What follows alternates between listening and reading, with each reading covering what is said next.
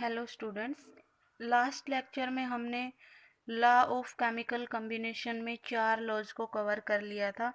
Law of conservation of mass, law of constant proportion, law of multiple proportion, law of reciprocal proportion और अब next हमारा है Gay Lussac's law. Law of multiple proportion हमने पढ़ा था बेटा, मैं एक बार उसको रिपीट कर देती हूँ क्योंकि उसकी कुछ लिमिटेशन है, वो हम एक बार डिस्कस कर लेते हैं। लॉ ऑफ मल्टीपल प्रोपोर्शन ने कहा था कि जब दो एलिमेंट्स है ना, atom of two element combine in different ratio then they form two different compound. ठीक है बेटा, कि मैंने मान लीजिए मैंने एग्जांपल लिया था कि हाइड्रोजन और ऑक्सीजन को जब हमने कंबाइन किया था तो एक बार क्या बन रहा था, वाटर बन रहा था। दूसरी बार मैं उसी हाइड्रोजन और उसी ऑक्सीजन को बेटा जब कंबाइन कर दे रही थी तो क्या बन रहा था, हाइड्रोजन पर ऑक्साइड बन रहा था। तो इसने क्या कहा था कि जो ये एक एलिमेंट हम फिक्स लेके चलते हैं, ये जो दूसरा एलिमेंट है हमारा जो हम डिफरेंट लेके चल रहे हैं बेटा, इनका रेशियो हमेशा क्या रहेगा, सिंपल होल नंबर रेशियो रहेगा। ये हमारा लॉ ऑफ मल्टीपल प्रोपोर्शन था भाई। लेकिन इसके लिमिटेशन क्या है कि ऑर्गेनिक कंपाउंड के लिए एप्लीकेबल नहीं है। Law of multiple proportion is not applicable for organic compound because organic compound कौन से होते हैं, विच कंटेनिंग कार्बन्स एंड, और कार्बन की अगर मैं बात करूं तो कार्बन की टेंडेंसी होती है खुद के साथ double triple and single bond बनाने की, है ना। कैटेनेशन पावर आपने 10th में पढ़ी थी, खुद के साथ बॉन्ड बनाने की पावर जो कार्बन की काफी हाई होती है। तो कार्बन एल्कीन भी बनाता है, एल्कीन भी बनाता है, एल्काइन भी बनाता है, डिपेंड करता है सिंगल बॉन्ड से अटैच या डबल से या ट्रिपल से। तो इस हिसाब से कार्बन के कई तरीके के फॉर्मूले बन जाएंगे। C6H5 भी बन रहा है ना, C2H4 भी बन जाएगा, ठीक है बेटा, या C2H2 भी बन जाएगा। तो जो रेशियो रहेगा कार्बन और हाइड्रोजन का, यहाँ पे ये सिंपल होल नंबर रेशियो नहीं होता है, ठीक है। तो हमारे ऑर्गेनिक कंपाउंड्स के लिए law of multiple proportion applicable नहीं है, क्योंकि ऑर्गेनिक की कैटेनेशन पावर होती है, किसी भी रेशियो में वो कंबाइन हो जा रहे हैं due to catenation of alkane, due to single double and triple bond forming capacity of carbons बेटा। अगला हमारा लॉ है गे ल्यूशिक लॉ। गे ल्यूशिक लॉ क्या था भाई, it is also a special type of constant proportion. ये एक तरीके के कांस्टेंट प्रोपोर्शन का मतलब क्या था कि भाई जिन कंपाउंड जिन एलिमेंट से मिलके बनाया है वो हमेशा फिक्स रेशियो में रहेंगे। लाइक अगर मैं वाटर की बात करूं तो वाटर में हाइड्रोजन एंड ऑक्सीजन की कैपेसिटी या कंपोजिशन थी, दैट इज फिक्स 1:8। तो यही हमारा लॉ ऑफ कांस्टेंट प्रोपोर्शन था। ये हमारा लॉ ऑफ कांस्टेंट प्रोपोर्शन था कि भाई वाटर चाहे इधर का हो, किसी दूसरी कंट्री का हो, लेक का हो, पॉन्ड का हो, उनमें हाइड्रोजन और ऑक्सीजन का रेशियो क्या है, फिक्स है। तो ये एक तरीके से उसी का दूसरा पार्ट है। बस हम ये कह सकते हैं कि गैसियस के लिए एप्लीकेबल है, और लॉ ऑफ कांस्टेंट प्रोपोर्शन हम किसी भी कंपाउंड्स के लिए एप्लीकेबल कर रहे थे ना, किसी भी गैस या कंपाउंड्स के लिए एप्लीकेबल था हमारा लॉ ऑफ कांस्टेंट प्रोपोर्शन। लेकिन जो गे ल्यूशियक लॉ है ये स्पेशल गैसियस के लिए, ये वॉल्यूम की फॉर्म में हम इसको डिफाइन करते हैं बेटा। तो कांस्टेंट प्रोपोर्शन का कहीं ना कहीं ये स्पेशल पार्ट है। क्या कहा था गे ल्यूशियक लॉ ने भाई कि when two gases combine to form a compound then their volume are always in an fix ratio.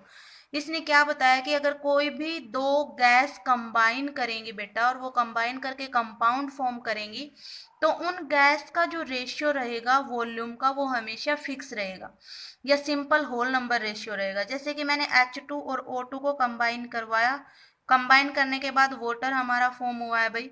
तो यहाँ पे जो हाइड्रोजन की वॉल्यूम है that is 100 ml and O2 की जो वॉल्यूम है दैट इज 50 ml। इनका जो रेशियो रहेगा वो क्या रहेगा भाई, फिक्स रहेगा, सिंपल होल नंबर रेशियो रहेगा। यही गे ल्यूशियक लॉ था, ठीक है, कि जब दो गैस कंबाइन करके कोई कंपाउंड बना रही है तो वो गैस हमेशा सिंपल होल नंबर रेशियो में ही कंबाइन करेंगे। उनका रेशियो जो वॉल्यूम का है it will be simple whole number ratio and it is also the special type of constant proportion, ठीक है भाई।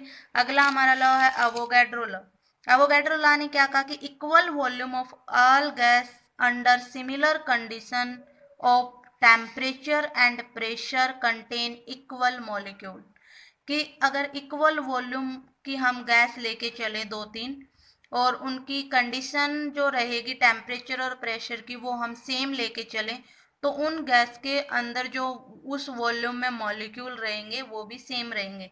जैसे कि मैंने क्या किया, एक 1 वॉल्यूम हाइड्रोजन लिया, 1 वॉल्यूम हाइड्रोजन लिया, एक 1 वॉल्यूम ऑक्सीजन लिया और 2 वॉल्यूम वाटर हमारा बनके तैयार हुआ है बेटा। ठीक है, हमने इसको भी 10 ml ले लिया, इसको भी 10, इसको भी 10, मिलके 20 बनेगा। तो हमने क्या देखा कि जब 10 ml हम हाइड्रोजन ले रहे हैं या 10 ml हम जब ऑक्सीजन ले रहे हैं, हमने देखा कि 10 ml में 100 पार्टिकल है टोटल। तो इस 10 ml में भी 100 पार्टिकल होंगे, इस 10 ml में भी 100 पार्टिकल होंगे और इस 10 ml में भी 100 पार्टिकल ही होंगे।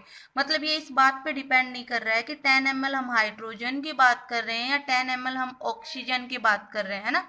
ये गैसेस पे डिपेंड नहीं कर रहा है भाई, ये डिपेंड कर रहा है वॉल्यूम ऑफ गैस। अगर वॉल्यूम ऑफ गैस इक्वल है तो कौन सी गैस है इस बात पे डिपेंड नहीं करेगा, उसमें नंबर ऑफ पार्टिकल क्या होंगे, इक्वल। यही था हमारा अवोगाड्रो लॉ कि volume directly will be number of molecule when pressure and temperature constant।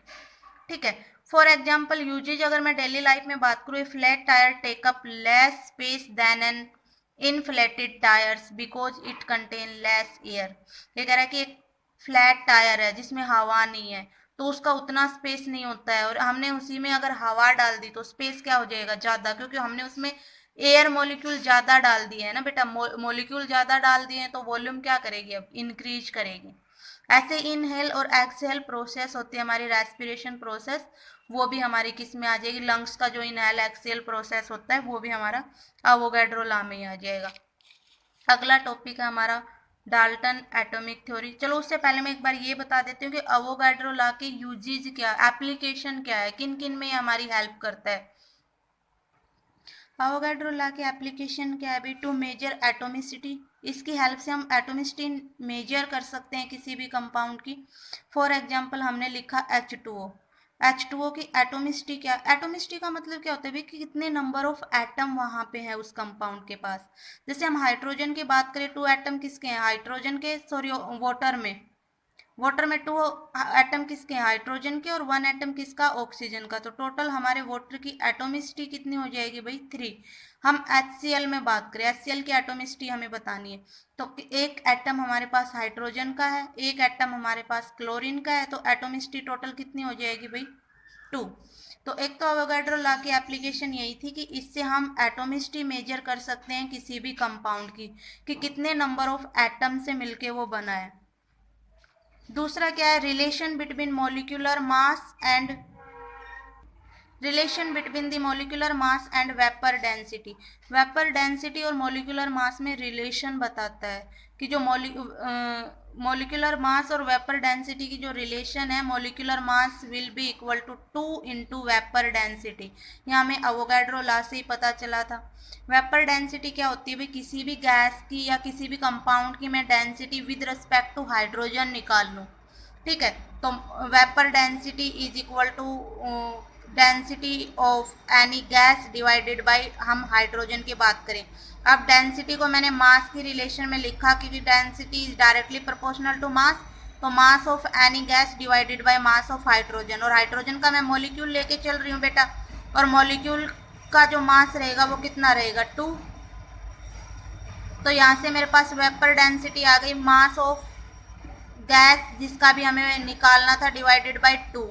अब मॉलिक्यूलर मास ऑफ गैस कितना आ रहा है, 2 इंटू, अगर मैं 2 को उस साइड लेके जाऊंगी तो 2 इंटू वेपर डेंसिटी। ठीक है भाई, तो यहाँ से हमारे पास आ गया molecular mass is equal to 2 into vapour density. तो एक तो ये एटोमिसिटी मेजर करने के काम आता है कि किसी भी कंपाउंड में कितना नंबर ऑफ एटम प्रेजेंट है। दूसरा ये मॉलिक्यूलर मास और वेपर डेंसिटी के बीच में रिलेशन बताता है, और तीसरा बेटा ये मास एंड वॉल्यूम के बीच में भी रिलेशन बताता है। ठीक है, तो ये हमारे अवोगाड्रो लॉ के एप्लीकेशन है कि एटोमिसिटी मेजर करने के काम आता है, वेपर डेंसिटी मेजर करने के काम आता है, या मैं ये कहूँ कि मॉलिक्यूलर मास मेजर करने ना, gives the relation between molecular mass and vapour density, और एक ये मास और वॉल्यूम रिलेशन को भी बताता है। उसके बाद हमारा अगला टॉपिक है डाल्टन एटॉमिक थ्योरी। तो डाल्टन एटॉमिक थ्योरी एक्चुअल में अगर देखा जाए तो भाई कुछ नहीं है, एक तरीके से कॉपी पेस्ट थ्योरी है। अभी हमने जो लॉ ऑफ केमिकल कॉम्बिनेशन पढ़े हैं उन्हीं की कहीं ना कहीं एक्सप्लेनेशन डाल्टन एटॉमिक थ्योरी में उन्हीं लॉ को वैसे के वैसे पुट कर दिया गया है, और कुछ नहीं है। फर्स्ट क्या है, every matter contain individual particle atom. इसने क्या किया कि जो मैटर है वो इंडिविजुअल पार्टिकल से मिलके बना है, वो एटम है, मतलब उनको डिवाइड नहीं कर सकते। एटम स्मॉलेस्ट पार्टिकल है जिसको और डिवाइड नहीं कर पाएंगे। दूसरा क्या था, atom can never be create nor be destroy, और उसने बताया कि एटम को ना हम बना सकते हैं ना हम खुद से खत्म कर सकते हैं। Atom of same element have same property. उसने कहा कि सेम एलिमेंट के एटम की प्रॉपर्टी भी क्या रहेगी, सेम रहेगी, और डिफरेंट एलिमेंट के एटम की प्रॉपर्टी डिफरेंट रहेगी। when atom of different element combine they always do so in an fixed ratio। उसने बताया कि जब डिफरेंट एलिमेंट के एटम कंबाइन करेंगे तो वो हमेशा एक फिक्स रेशियो में कंबाइन करेंगे भाई। और यही हमारा क्या था, लॉ ऑफ कांस्टेंट प्रोपोर्शन भी था। उसने क्या कहा था कि कोई भी अगर कंपाउंड बनता है तो वो फिक्स रेशियो में उनकी जो कंपोजिशन रहेगी वो फिक्स रहेगी, यही था। जैसे हाइड्रोजन और ऑक्सीजन की कंपोजिशन 1:8 रहेगी, सेम इसने बताया कि वो हमेशा फिक्स रेशियो में रहेंगे। कंजर्वेशन ऑफ मास हमारा क्या था, मास can neither be create nor be destroyed, atom can neither be create nor, ये हमारा कंजर्वेशन ऑफ मास हो गया। ठीक है, तो डिट्टो उसी की कॉपी पेस्ट है ये कहीं ना कहीं हमारे लॉ की। लेकिन इस डाल्टन एटॉमिक थ्योरी की भी कुछ लिमिटेशन रही भाई। इसने कहा कि atom of same element have same property, पर बता नहीं पाया कि क्यों atom of same element have same property, different have different property. और अगर हम बात करें गैसियस के केस में, तो गैसियस के केस में वो फिक्स रेशियो में कंबाइन करते हैं कि नहीं करते, वो नहीं बता पाया। तो लिमिटेशन क्या थी भाई डाल्टन एटॉमिक थ्योरी की, ये केमिकल कॉम्बिनेशन के लॉ को तो एक्सप्लेन कर पाया लेकिन गैसियस वॉल्यूम वाले लॉ को एक्सप्लेन नहीं कर पाया। It could not explain why atom of different element have different mass, shape and size. Different atom, जो डिफरेंट एलिमेंट के जो एटम रहेंगे उनकी साइज, मास, शेप डिफरेंट क्यों होते हैं, ये एक्सप्लेन नहीं कर पाया। Why do atom of same or different element combine to form molecule, कि जब हम दो सेम एटम या दो डिफरेंट एटम को जब कंबाइन कर रहे हैं तो वो मॉलिक्यूल क्यों फॉर्म करते हैं। What is the nature of binding force between atom and molecule. हमने पढ़ा था ना कि सॉलिड में इंटरमोलिकुलर फोर्स हाई होता है, लिक्विड में कम होता है, गैस में उससे कम होता है। तो ये उनके बीच में जो बाइंडिंग फोर्स है उसके नेचर को एक्सप्लेन नहीं कर पाया भाई। मॉडिफाइड में क्या, मॉडिफिकेशन क्या कहा, atom is no longer individual. उसने क्या था कि एटम इंडिविजिबल है, तोड़ नहीं सकते, और फर्दर हम, लेकिन एटम को फर्दर हम डिवाइड कर सकते हैं भाई। एटम के भी सब एटॉमिक पार्टिकल है, इलेक्ट्रॉन, प्रोटॉन एंड न्यूट्रॉन। तो एटम हमारा डिविजिबल होता है, उसके भी सब एटॉमिक पार्टिकल है, electron, proton, neutron. The ratio in which atom combine may be fix और integral, not always be simple.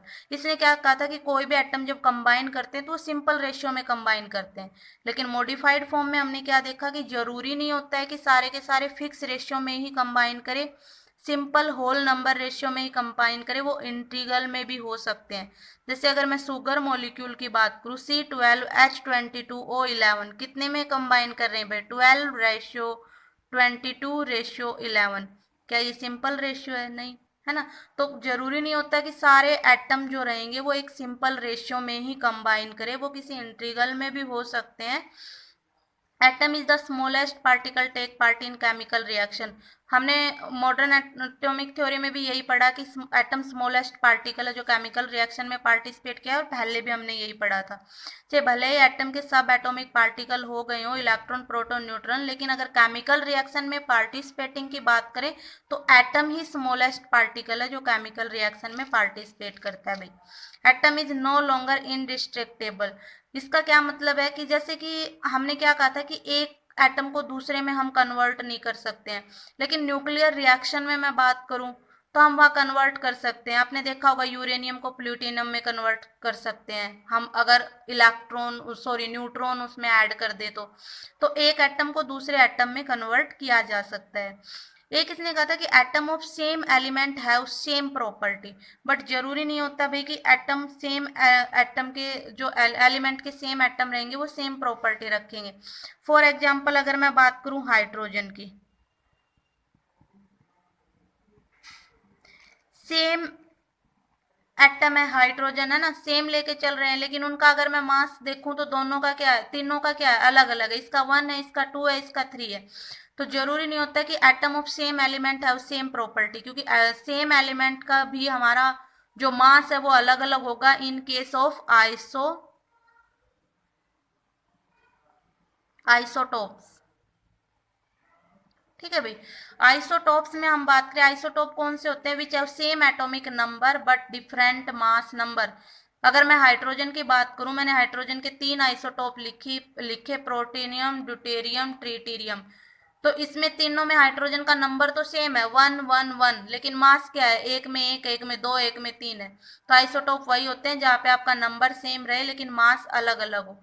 तो अगर मैं आइसोटोप के बारे में बात करूं तो वहां पे सेम एटम, सेम एलिमेंट के एटम डिफरेंट प्रॉपर्टी लिए हुए हैं भाई।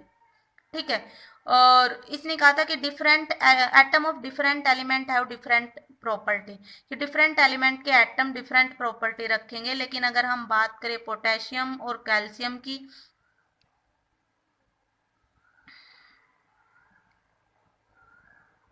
इनके अगर मैं मास की बात करूं तो दोनों का सेम है, तो प्रॉपर्टीज भी क्या आ जाएंगी भाई, सेम आ जाएंगी, है ना। तो जब हमारा एटॉमिक मास सेम हो, नंबर अलग हो, तो हम उसको कहते हैं बेटा आइसोबार।